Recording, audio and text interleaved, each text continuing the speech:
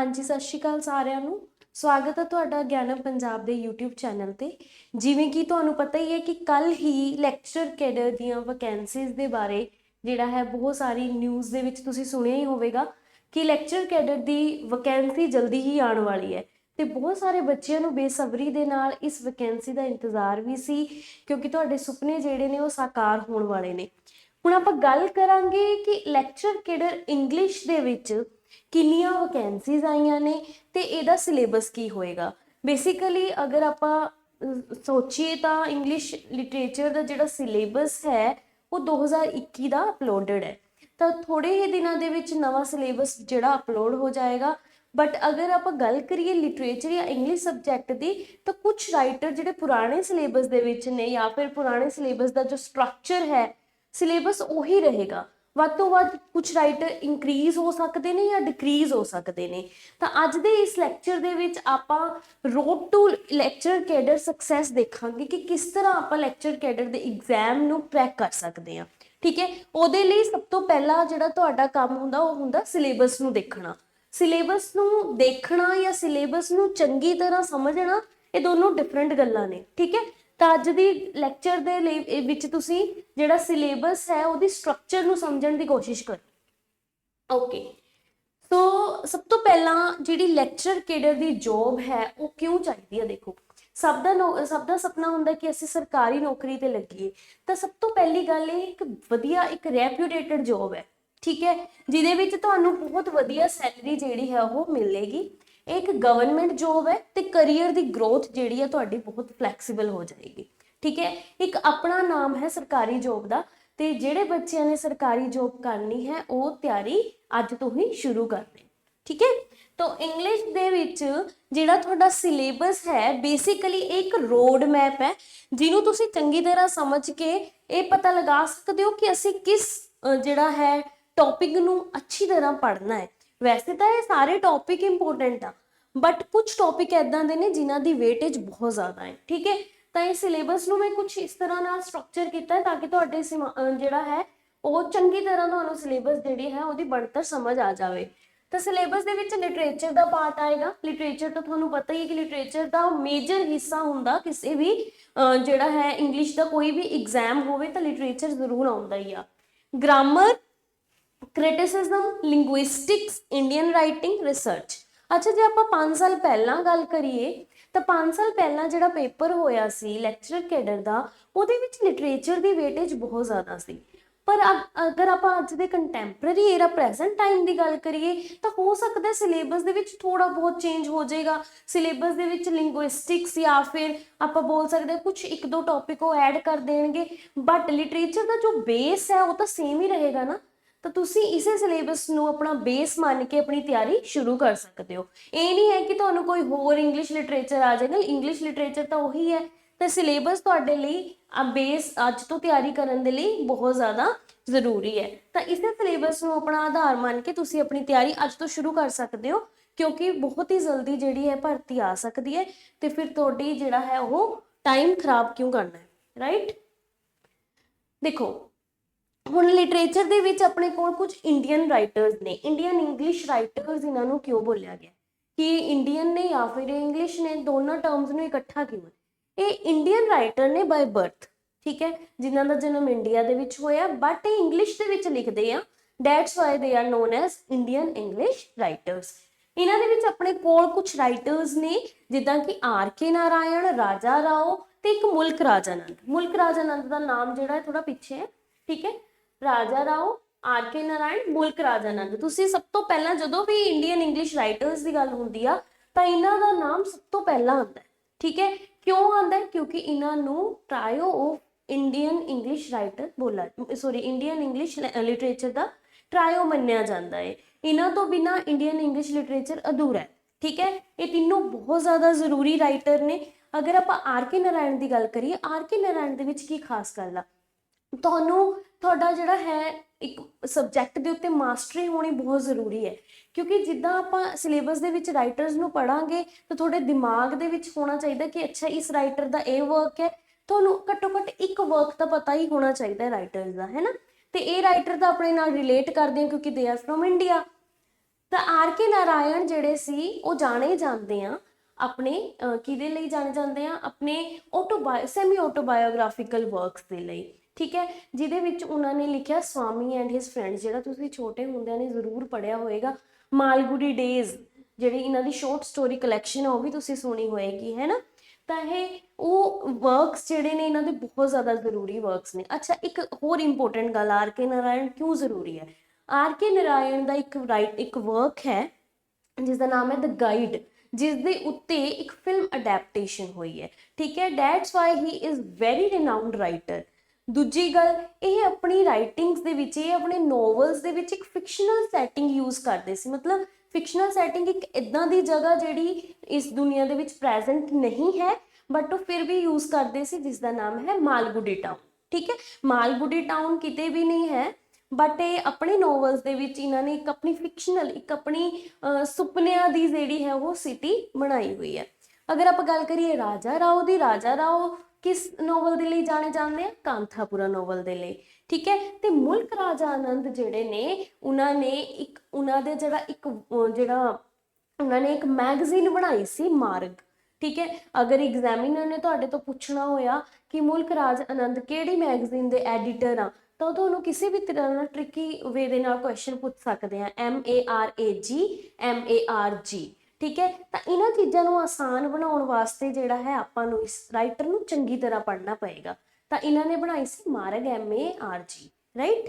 ਇਹ ਉਸਦੇ ਐਡੀਟਰ ਆ ਉਸ ਮੈਗਜ਼ੀਨ ਦੇ। ਤੇ ਮੁਲਕ ਰਾਜ ਆਨੰਦ ਨੂੰ ਜਾਣਿਆ ਜਾਂਦਾ ਹੈ ਇਹਨਾਂ ਦੇ ਵਰਕ ਅਨਟੱਚੇਬਲ ਦੇ ਲਈ। ਅਨਟੱਚੇਬਲ ਦੇ ਵਿੱਚ ਇਹ ਜ਼ਿਆਦਾਤਰ ਰੀਅਲਿਸਟਿਕ ਗੱਲਾਂ ਬਾਰੇ ਲਿਖਦੇ ਸੀ, ਜੋ ਰਿਐਲਿਟੀ ਸੀ ਇੰਡੀਆ ਦੇ ਵਿੱਚ। ਜਿੱਦਾਂ ਆਪਾਂ ਇੰਡੀਆ ਦੇ ਵਿੱਚ ਰਹਿ ਰਹੇ ਹਾਂ, ਤਾਂ ਆਪਾਂ ਨੂੰ ਇਹਨਾਂ ਦੇ ਵਰਕਸ ਬਹੁਤ ਆਸਾਨੀ ਨਾਲ ਸਮਝ ਆਉਣਗੇ, ਠੀਕ ਹੈ। ਪ੍ਰੀ ਇੰਡੀਪੈਂਡੈਂਸ ਏਰਾ ਦੇ ਵਿੱਚ ਕੀ ਚੱਲ ਰਿਹਾ ਸੀ, ਪਾਵਰਟੀ ਕਿੰਨੀ ਜ਼ਿਆਦਾ ਸੀ, ਕਾਸਟਿਜ਼ਮ, ਇਹ ਸਾਰੀਆਂ ਚੀਜ਼ਾਂ ਜਿਹੜੀਆਂ ਉਹ ਉਸ ਮੁੱਦਿਆਂ ਦੇ ਬਾਰੇ ਲਿਖਦੇ ਸੀ। Now we will talk about Arundhati Roy. Arundhati Roy is also very renowned writer, right? Khushwant Singh ਨੂੰ ਪਾਰਟੀਸ਼ਨ ਰਾਈਟਰ ਮੰਨਿਆ ਜਾਂਦਾ ਹੈ। ਇਹਨਾਂ ਦਾ ਵਰਕ ਟ੍ਰੇਨ ਟੂ ਪਾਕਿਸਤਾਨ ਬਹੁਤ ਹੀ ਜ਼ਿਆਦਾ ਫੇਮਸ ਹੈ। ਇਹ ਪਾਰਟੀਸ਼ਨ ਦੇ ਉੱਤੇ ਬਹੁਤ ਜ਼ਿਆਦਾ ਲਿਖਦੇ ਸੀ, ਠੀਕ ਹੈ। ਅਗਰ ਮੈਂ ਗੱਲ ਕਰਾਂ ਅਨੀਤਾ ਦੇਸਾਈ ਤੇ ਕਿਰਨ ਦੇਸਾਈ, ਇਹ ਦੋਨਾਂ, ਜੋ ਅਨੀਤਾ ਦੇਸਾਈ ਹੈ ਉਹਨਾਂ ਦੀ ਬੇਟੀ ਦਾ ਨਾਮ ਕਿਰਨ ਦੇਸਾਈ ਹੈ, ਠੀਕ ਹੈ, ਜਿਨ੍ਹਾਂ ਨੂੰ ਬੁਕਰ ਪ੍ਰਾਈਜ਼ ਮਿਲਿਆ। ਤਾਂ ਅਨੀਤਾ ਦੇਸਾਈ ਦਾ ਵੀ ਜਿਹੜਾ ਨਾਮ ਬਹੁਤ ਵੱਡਾ ਲਿਟਰੇਚਰ ਦੇ ਵਿੱਚ। ਰਵਿੰਦਰਨਾਥ ਟੈਗੋਰ, ਸਰੋਜਨੀ ਨਾਇਡੂ। ਰਵਿੰਦਰਨਾਥ ਟੈਗੋਰ ਫਸਟ ਏਸ਼ੀਅਨ ਸੀ ਜਿਨ੍ਹਾਂ ਨੂੰ ਨੋਬੈਲ ਪ੍ਰਾਈਜ਼ ਫॉर ਲਿਟਰੇਚਰ ਮਿਲਿਆ ਸੀ for Gitanjali. Sarojini Naidu is known as nightingale of India, ਠੀਕ ਹੈ। ਇਸ ਤਰ੍ਹਾਂ ਦੇ ਕੁਝ ਫੈਕਟ ਨੇ ਜਿਹੜੇ ਤੁਸੀਂ ਜਦੋਂ ਇਹਨਾਂ ਰਾਈਟਰਸ ਨੂੰ ਚੰਗੀ ਤਰ੍ਹਾਂ ਕਰੋਗੇ ਨਾ, ਕਿਉਂਕਿ ਰਾਈਟਰਸ ਇੱਕ ਦੇਖੋ, ਇਹ ਨਾਮ ਦਿੱਤੇ ਹੋਏ ਨੇ ਤੁਹਾਨੂੰ, ਪੜ੍ਹਨਾ ਤੁਸੀਂ ਹੈ ਕਿ ਇਹਨਾਂ ਦੇ ਵਰਕਸ ਨੂੰ ਚੰਗੀ ਤਰ੍ਹਾਂ ਪੜ੍ਹਨਾ, ਇਹਨਾਂ ਦੀਆਂ ਜਿਹੜੀਆਂ ਵਰਕਸ ਦੀ ਕੈਰੈਕਟਰਿਸਟਿਕਸ ਆ ਉਹਨਾਂ ਨੂੰ ਅੱਛੀ ਤਰ੍ਹਾਂ ਪੜ੍ਹਨਾ ਆਪਾਂ। ਅਮਿਤਾਭ ਘੋਸ਼ ਹੋ ਗਏ। ਅਮਿਤਾਭ ਘੋਸ਼ ਜਿਹੜੇ ਸੀ ਉਹ ਥੋੜਾ ਇਕੋਲੋਜੀ ਦੇ ਉੱਪਰ ਬਹੁਤ ਜ਼ਿਆਦਾ ਲਿਖਦੇ ਸੀ, ਇਨਵਾਇਰਮੈਂਟਲ ਇਸ਼ੂਜ਼ ਦੇ ਉੱਤੇ, ਜਿੱਦਾਂ ਉਹਦਾ ਹੰਗਰੀ ਟਾਈਡ ਇਹਨਾਂ ਦਾ ਬਹੁਤ ਫੇਮਸ ਵਰਕ ਹੈ, ਠੀਕ ਹੈ। ਤੇ ਇਹ ਆਪਣੇ ਇੱਥੇ ਤੱਕ ਇੰਡੀਅਨ ਰਾਈਟਰ ਨੇ, ਓਕੇ। ਨੈਕਸਟ ਆਪਣੀ ਏਜ ਸ਼ੁਰੂ ਹੋ ਜਾਂਦੀ ਹੈ ਜੀ ਐਲਿਜ਼ਾਬੈਥਨ ਏਜ। ਐਲਿਜ਼ਾਬੈਥਨ ਏਜ ਕੁਈਨ ਐਲਿਜ਼ਾਬੈਥ ਦੇ ਉੱਤੇ ਜਿਹੜਾ ਹੈ ਉਹ ਬਣੀ ਹੋਈ ਹੈ।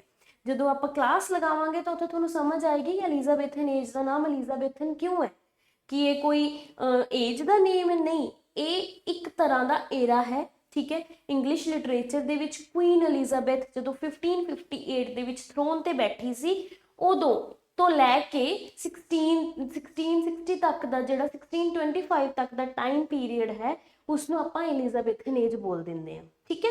एक गोल्डन पीरियड से लिटरेचर ਦਾ। ਇਸ ਟਾਈਮ ਤੇ ਡਰਾਮਾ ਬਹੁਤ ਜ਼ਿਆਦਾ ਫਲਰਿਸ਼ ਹੋਇਆ ਸੀ, ਬਹੁਤ ਸਾਰੇ ਰਾਈਟਰਸ ਨੇ ਲਿਖਣਾ ਸ਼ੁਰੂ ਕਰ ਦਿੱਤਾ ਸੀ।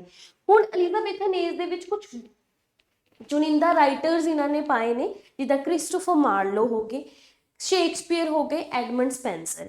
ਹੁਣ ਦੇਖੋ, ਕਈ ਬੱਚਿਆਂ ਦੇ ਦਿਮਾਗ ਦੇ ਵਿੱਚ ਇਹ ਡਾਊਟ ਵੀ ਹੈ ਕਿ ਅਗਰ ਸਿਲੇਬਸ ਜੇ ਚੇਂਜ ਹੋ ਗਿਆ ਤਾਂ ਕੀ ਸਾਨੂੰ ਇਹ ਰਾਈਟਰਸ ਪੜ੍ਹਨ ਦੀ ਜ਼ਰੂਰਤ ਨਹੀਂ ਹੈ, ਸਾਡਾ ਟਾਈਮ ਵੇਸਟ ਹੋ ਗਿਆ। ਐਵੇਂ ਦਾ ਕੁਛ ਨਹੀਂ ਹੈ, ਕਿਉਂਕਿ ਵਿਲੀਅਮ ਸ਼ੇਕਸਪੀਅਰ, ਕ੍ਰਿਸਟੋਫਰ ਮਾਰਲੋ, ਇਹ ਜਿੰਨੇ ਵੀ ਰਾਈਟਰਸ ਨੇ, ਠੀਕ ਹੈ, ਇਹ ਸਾਰੇ ਬਹੁਤ ਇੰਪੋਰਟੈਂਟ ਆ।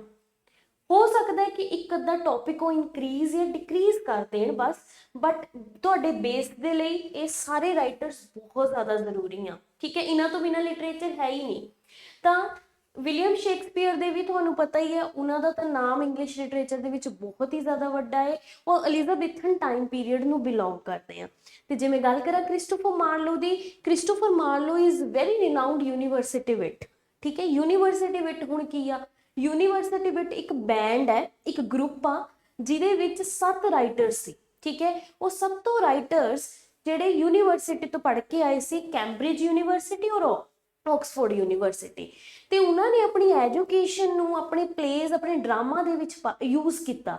ਡੈਟਸ ਵਾਈ ਉਹ ਬਹੁਤ ਹੀ ਜ਼ਿਆਦਾ ਅੱਛੇ ਉਹਨਾਂ ਨੇ ਡਰਾਮਾਸ ਜਿਹੜੇ ਕ੍ਰੀਏਟ ਕੀਤੇ, ਜਿਨ੍ਹਾਂ ਦੇ ਵਿੱਚੋਂ ਸਭ ਤੋਂ ਵੱਡਾ ਨਾਮ ਕ੍ਰਿਸਟੋਫਰ ਮਾਰਲੋ ਦਾ ਹੈ। ਠੀਕ ਹੈ, ਕ੍ਰਿਸਟੋਫਰ ਮਾਰਲੋ ਤੇ ਸ਼ੇਕਸਪੀਅਰ, ਇਹਨਾਂ ਦੋਨਾਂ ਦੇ ਡਰਾਮਾਸ ਬਹੁਤ ਹੀ ਜ਼ਿਆਦਾ ਮਿਲਦੇ ਜੁਲਦੇ ਜਿਹੇ ਥੀਮ ਮਿਲਦੇ ਆ। ਠੀਕ ਹੈ, ਕਿਉਂਕਿ ਇਹ ਇਦਾਂ ਦੇ ਹੀਰੋ ਪ੍ਰੋਡਿਊਸ ਕਰਦੇ ਸੀ ਜਿਹੜੇ ਓਵਰ ਅੰਬੀਸ਼ੀਅਸ ਹੁੰਦੇ ਸੀ, ਜਿਨ੍ਹਾਂ ਦੀ ਜ਼ਿੰਦਗੀ ਦੇ ਵਿੱਚ ਕੁਛ ਉਹਨਾਂ ਨੇ ਇਸ ਤਰ੍ਹਾਂ ਦੀ ਗਲਤੀ ਕੀਤੀ, ਹਮਰਸ਼ੀਆ ਜਿਹਨੂੰ ਆਪਾਂ ਬੋਲਦੇ ਆ, ਜਿਹਦੇ ਕਰਕੇ ਉਹਨਾਂ ਦਾ ਟ੍ਰੈਜਿਕ ਫੋਲ ਹੁੰਦਾ ਸੀ। Right, Edmund Spenser is also very important writer. He wrote the Faerie Queene. ਉਹਨਾਂ ਨੇ ਫੇਰੀ ਕੁਈਨ ਲਿਖੀ ਆ, ਕਿਹਦੀ ਤਾਰੀਫ ਦੇ ਵਿੱਚ ਲਿਖੀ ਸੀ, ਕਿਹਨੂੰ ਡੈਡੀਕੇਟ ਕੀਤੀ ਸੀ, ਕੁਈਨ ਐਲਿਜ਼ਾਬੈਥ। ਆਈ ਹੋਪ ਤੁਹਾਨੂੰ ਐਲਿਜ਼ਾਬੈਥਨ ਜਿਹੜਾ ਹੈ ਉਹ ਸਮਝ ਆ ਗਿਆ। ਬਾਕੀ ਡਿਟੇਲ ਦੇ ਵਿੱਚ ਆਪਾਂ ਕਲਾਸਿਸ ਦੇ ਵਿੱਚ ਕਰਾਂਗੇ। Right, Jacobean to restoration period. ਹੁਣ ਜੈਕੋਬੀਅਨ ਪੀਰੀਅਡ ਤੇ ਰੀਸਟੋਰੇਸ਼ਨ ਪੀਰੀਅਡ ਕੀ ਹੈ, ਮੈਂ ਤੁਹਾਨੂੰ ਜਿਹੜੀ ਏਜਸ ਦੇ ਨਾਮ ਦੱਸ ਰਹੀ ਜਿੱਥੇ ਲਿਖੇ ਹੋਏ ਨੇ।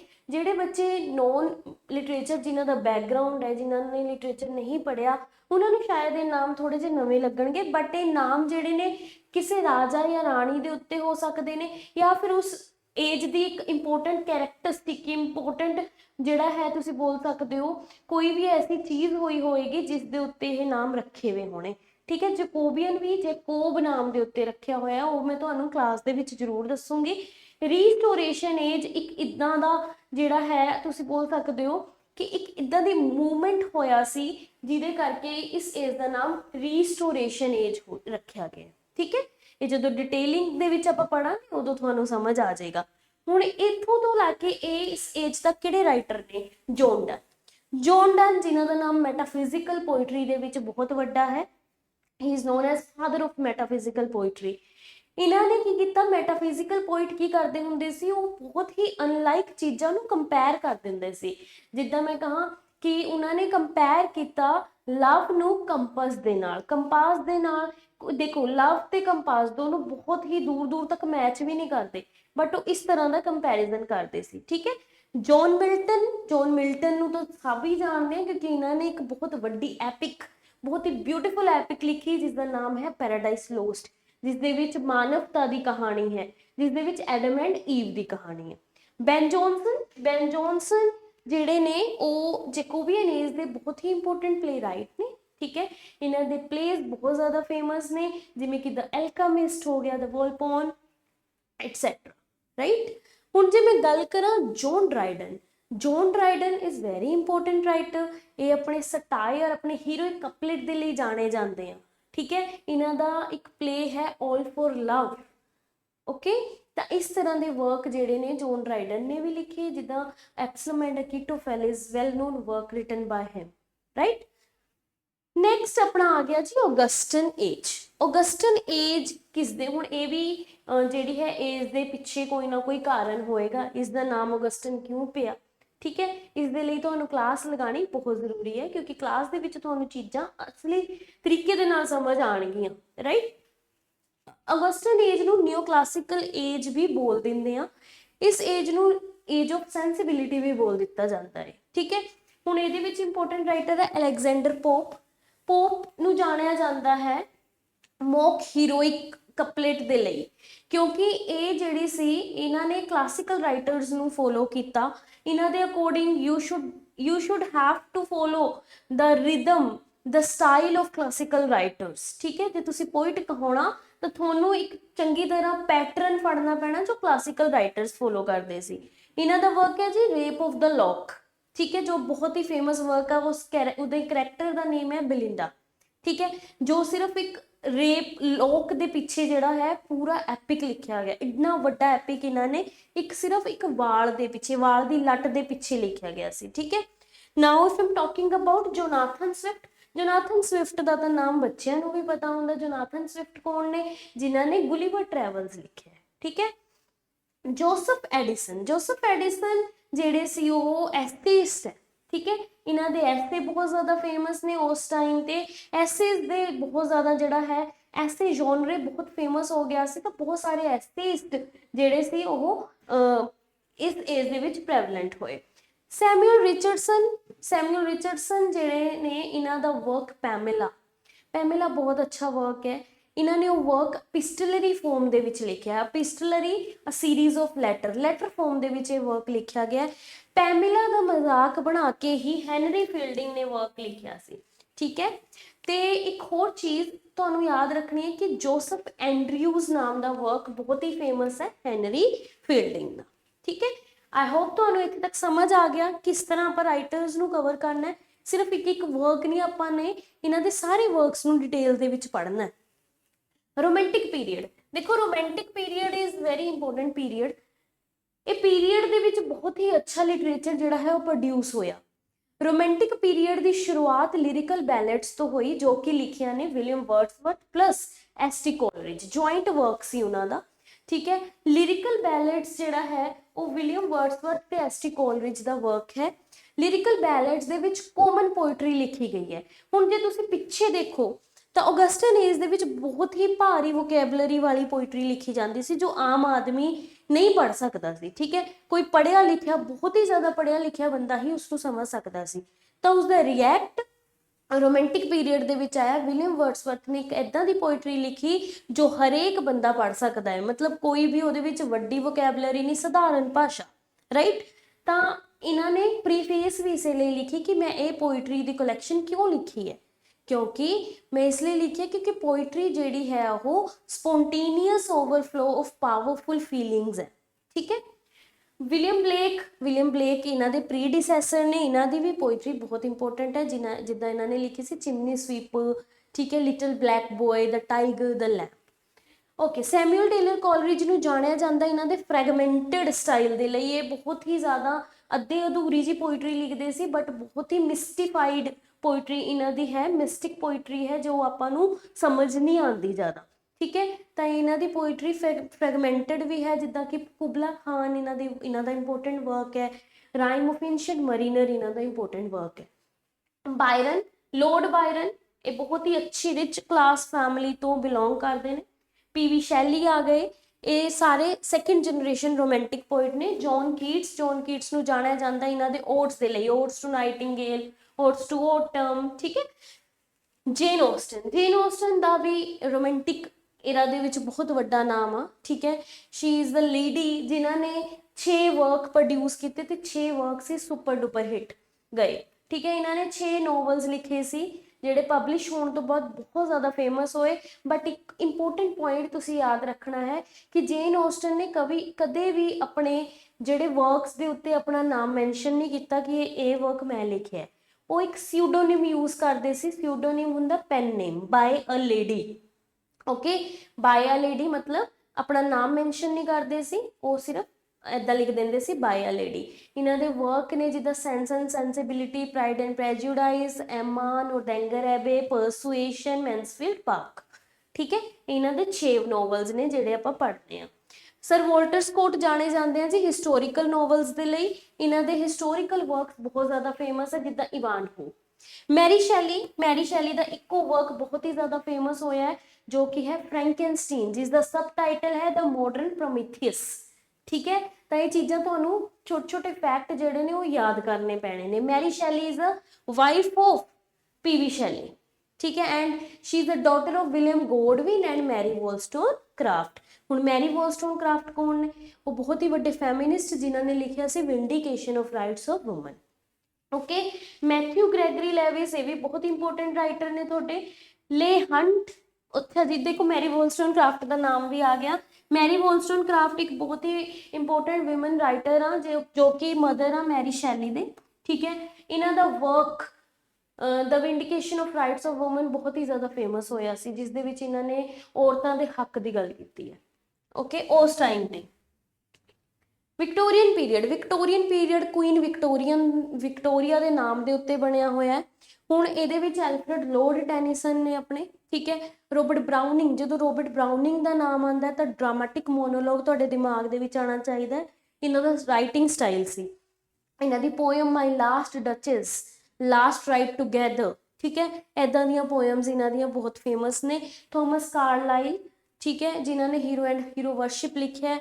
John Ruskin, Walter Pater, Charlotte Bronte. Charlotte Bronte ਨੂੰ ਤਾਂ, ਬ੍ਰੋਂਟੇ ਸਿਸਟਰ ਨੂੰ ਤਾਂ ਸਾਰੇ ਹੀ ਜਾਣਦੇ ਆ। ਚਾਰਲੇਟ ਬ੍ਰੋਂਟੇ ਦਾ ਜੇਨ ਆਇਰ ਬਹੁਤ ਹੀ ਫੇਮਸ ਵਰਕ ਹੈ, ਠੀਕ ਹੈ, ਜਿਹਦੇ ਵਿੱਚ ਉਹਨਾਂ ਨੇ ਕੰਸੈਪਟ ਦਿੱਤਾ ਮੈਡ ਵੂਮਨ ਇਨ ਐਟਿਕ, ਜਿਹੜੀ ਉਹ ਬਰਥਾ ਮੈਸੋਨਾ ਉਹ ਐਟਿਕ ਦੇ ਵਿੱਚ ਹੁੰਦੀ ਆ, ਠੀਕ ਹੈ, ਉਹ ਵਾਲੀ ਸਟੋਰੀ ਹੈ ਜੇਨ ਆਇਰ।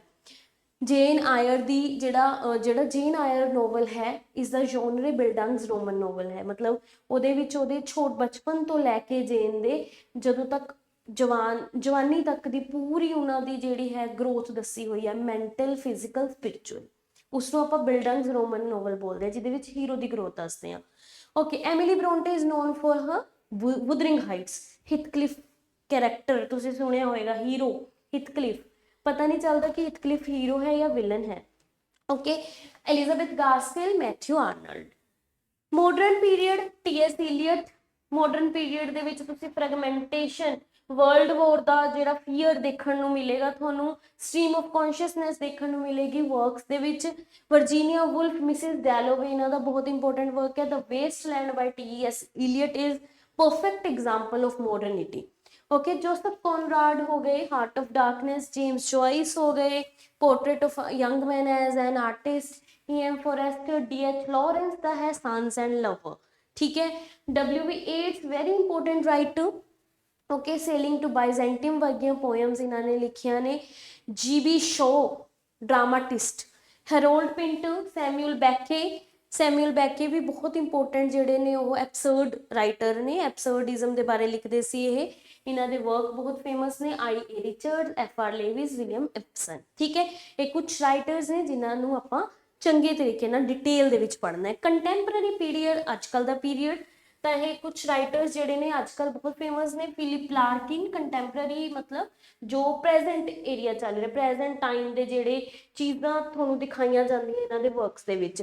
ਟੈਡ ਹਿਊਜ਼, ਸਿਲਵੀਆ ਪਲੈਥ ਦੇ ਹਸਬੈਂਡ ਹੈ, ਠੀਕ ਹੈ, ਅਮਰੀਕਨ ਰਾਈਟਰ ਸੀ ਸਿਲਵੀਆ ਪਲੈਥ। ਟੈਡ ਹਿਊਜ਼ ਆਪਣੇ ਪੋਇਟਰੀ ਦੇ ਵਿੱਚ ਐਨੀਮਲ ਇਮੇਜਰੀ ਬਹੁਤ ਯੂਜ਼ ਕਰਦੇ ਸੀ। ਸਟੀਵੀ ਸਮਿਥ ਹੋ ਗਏ, Seamus Heaney. George Orwell, 1984, okay, and Animal Farm ਦੇ ਲਈ ਜਾਣੇ ਜਾਂਦੇ, ਜਿਨ੍ਹਾਂ ਦੇ ਵਿੱਚ ਜਿਸ ਵਰਕ ਦੇ ਵਿੱਚ ਐਨੀਮਲ ਫਾਰਮ ਦੇ ਵਿੱਚ ਇਹਨਾਂ ਨੇ ਟੋਟਲੀਟੇਰੀਅਨਿਜ਼ਮ ਦੇ ਬਾਰੇ ਗੱਲ ਕੀਤੀ ਹੈ, ਜੋ ਡਿਕਟੇਟਰਸ਼ਿਪ ਵਰਗਾ ਹੁੰਦਾ ਹੈ। ਵਿਲੀਅਮ ਗੋਲਡਿੰਗ ਆ ਗਏ, Lord of Flies. Doris Lessing, Graham Greene. Salman Rushdie, midnight children. Salman Rushdie ਦੇ ਉੱਤੇ ਫਤਵਾ ਜਾਰੀ, ਤੁਹਾਨੂੰ ਪਤਾ ਹੀ ਹੈ, ਠੀਕ ਹੈ, ਉਹਨਾਂ ਦੀ ਜਾਨ ਨੂੰ ਖਤਰਾ ਬਹੁਤ ਜ਼ਿਆਦਾ ਕਿਉਂਕਿ ਉਹਨਾਂ ਦੇ ਉੱਤੇ ਫਤਵਾ ਜਾਰੀ ਹੋਇਆ ਵਾ ਹੈ, ਕਿਉਂਕਿ ਉਹਨਾਂ ਨੇ ਕਿਸੇ ਧਰਮ ਦੇ ਖਿਲਾਫ ਬੋਲਿਆ ਸੀ। ਓਕੇ, ਇਹਨਾਂ ਦੇ ਵਰਕ ਮਿਡਨਾਈਟ ਚਿਲਡਰਨ, ਸੈਟਨਿਕ ਵਰਸਿਸ ਬਹੁਤ ਇੰਪੋਰਟੈਂਟ ਹੈ। V.S. ਨਾਈਪਲ ਐਂਡ ਸਟੀਫਨ ਲਿਲੋਕ, ਠੀਕ ਹੈ, ਇਹ ਰਾਈਟਰਸ ਨੇ ਜਿਹੜੇ ਆਪਾਂ ਕਵਰ ਕਰਨੇ ਨੇ। ਤੇ ਕਲਾਸਿਸ ਦੇ ਵਿੱਚ ਤੁਹਾਨੂੰ ਇਹਨਾਂ ਦੀ ਡਿਟੇਲ, ਕੈਰੈਕਟਰਿਸਟਿਕ, ਇਹਨਾਂ ਦੇ ਵਰਕਸ, ਇਹ ਰਾਈਟਰ ਕਿਸ ਤਰ੍ਹਾਂ ਦਾ ਲਿਖਦੇ ਸੀ, ਇਹਨਾਂ ਦਾ ਸਟਾਈਲ, ਸਾਰੀਆਂ ਚੀਜ਼ਾਂ ਜਿਹੜੀਆਂ ਨੇ ਬਹੁਤ ਡਿਟੇਲ ਦੇ ਵਿੱਚ ਪੜ੍ਹਾਈਆਂ ਜਾਣਗੀਆਂ ਤਾਂ ਕਿ ਤੁਹਾਡੇ ਸਭ ਚੀਜ਼ਾਂ ਟਿਪਸ ਤੇ ਹੋਣ। ਨਾਓ ਲਿਟਰੇਰੀ ਟਰਮਸ ਵੀ ਜਿਹੜੀਆਂ ਤੁਹਾਨੂੰ ਪੁੱਛੀਆਂ ਜਾਣਗੀਆਂ। ਲਿਟਰੇਰੀ ਟਰਮਸ ਮਤਲਬ ਜਿਵੇਂ ਕੁਛ ਵੀ ਪੁੱਛ ਲੈਣਗੇ ਤੁਹਾਨੂੰ, ਟਰਮ ਹੁੰਦੀਆਂ, ਟਰਮੀਨੋਲੋਜੀ ਆਫ ਲੈਂਗੁਏਜ, ਠੀਕ ਹੈ। ਇਹਦੇ ਵਿੱਚ ਤੁਹਾਨੂੰ ਕੋਈ ਵੀ ਟਰਮ ਆ ਸਕਦੀ ਹੈ, ਰਾਈਟ, ਜਿਵੇਂ ਤੁਹਾਨੂੰ ਪੁੱਛ ਲਿਆ ਸਟ੍ਰੀਮ ਆਫ ਕੌਨਸ਼ੀਅਸਨੈਸ ਕੀ ਹੁੰਦਾ, ਇਸ ਤਰ੍ਹਾਂ ਦੀਆਂ। Grammar and linguistic the part ਤੁਸੀਂ ਦੇਖ ਹੀ ਲਿਆ ਹੋਏਗਾ, ਲਿੰਗੁਇਸਟਿਕ ਆ ਸਕਦਾ ਹੈ। ਗ੍ਰਾਮਰ ਦੇ ਵਿੱਚ ਇਹ ਸਾਰੀਆਂ ਚੀਜ਼ਾਂ ਜਿਹੜੀਆਂ ਨੇ ਤੁਹਾਨੂੰ ਪੜ੍ਹਨੀਆਂ ਪੈਣਗੀਆਂ। ਓਕੇ, ਇਹ ਤਾਂ ਮੈਂ ਤੁਹਾਨੂੰ ਦੱਸ ਹੀ ਦਿੱਤਾ। ਜਦੋਂ ਤੁਸੀਂ ਲਿਟਰੇਚਰ ਪਾਰਟ ਸ਼ੁਰੂ ਕਰੋਗੇ ਤਾਂ ਉਸ ਤੋਂ ਪਹਿਲਾਂ ਤੁਹਾਡਾ ਬੇਸ ਹੋਣਾ ਬਹੁਤ ਜ਼ਰੂਰੀ ਹੈ। ਬੇਸ ਦੇ ਵਿੱਚ ਤੁਹਾਨੂੰ ਆ ਟਾਈਮ ਲਾਈਨ ਜਿਹੜੀ ਹੈ ਉਹ ਯਾਦ ਕਰਨੀ ਪੈਣੀ ਹੈ, ਠੀਕ ਹੈ। ਲਿਟਰੇਚਰ ਕਿੱਦਾਂ ਫਲਰਿਸ਼ ਹੋਇਆ, Anglo Saxon, Middle English, Renaissance, Restoration, neo classical, Romantic, Victorian, modern and post modern, ਠੀਕ ਹੈ। ਤਾਂ ਇਹ ਸਾਰੀਆਂ ਚੀਜ਼ਾਂ ਜਿਹੜਾ ਹੈ ਆਪਾਂ ਕਲਾਸ ਦੇ ਵਿੱਚ ਕਰਾਂਗੇ। ਤੇ ਇਹ ਇੰਗਲਿਸ਼ ਜਿਹੜੇ ਇੰਡੀਅਨ ਰਾਈਟਰਸ ਨੇ ਉਹਨਾਂ ਦੇ ਕੁਝ ਇੰਪੋਰਟੈਂਟ ਰਾਈਟਰਸ ਦੇ ਨੇਮ ਨੇ ਜਿਹੜੇ ਤੁਹਾਨੂੰ ਪਤਾ ਹੋਣੇ ਚਾਹੀਦੇ। ਇਹਨਾਂ ਦੇ 2-2 ਵਰਕਸ ਤਾਂ ਐਟਲੀਸਟ ਪਤਾ ਹੋਣੇ ਚਾਹੀਦੇ ਆ। ਓਕੇ, ਸੋ ਸਕਸੈਸ ਟੂਲ ਕੀ ਹੈ ਕਿ ਤੁਹਾਨੂੰ ਇਹਨਾਂ ਦੇ ਕਨਸੈਪਟ ਚੰਗੀ ਤਰ੍ਹਾਂ ਕਲੀਅਰ ਹੋਣ। ਤੁਸੀਂ PYQs ਜਿਹੜੇ ਨੇ ਉਹ ਡੇਲੀ ਪ੍ਰੈਕਟਿਸ ਕਰੋ, ਰਿਵੀਜ਼ਨ ਕਰੋ ਤੇ ਮੌਕ ਟੈਸਟ ਲਗਾਓ। ਤੇ ਇਸ ਤਰ੍ਹਾਂ ਜਿਹੜਾ ਹੈ ਤੁਸੀਂ ਆਪਣਾ ਜਿਹੜਾ ਸੁਪਨਾ ਹੈ ਉਹ ਸਾਕਾਰ ਕਰ ਸਕਦੇ ਹੋ। ਤੇ ਤੁਸੀਂ ਮੇਰੇ ਨਾਲ ਵੀ ਕਲਾਸਿਸ ਦੇ ਵਿੱਚ ਜੁੜ ਕੇ ਵੀ ਜਿਹੜੀ ਹੈ ਆਪਣੀ ਲੈਕਚਰਰ ਕੈਡਰ ਦੀ ਤਿਆਰੀ ਕਰ ਸਕਦੇ ਹੋ। Thank you so very much, hope to meet you very soon. Thank you and best of luck.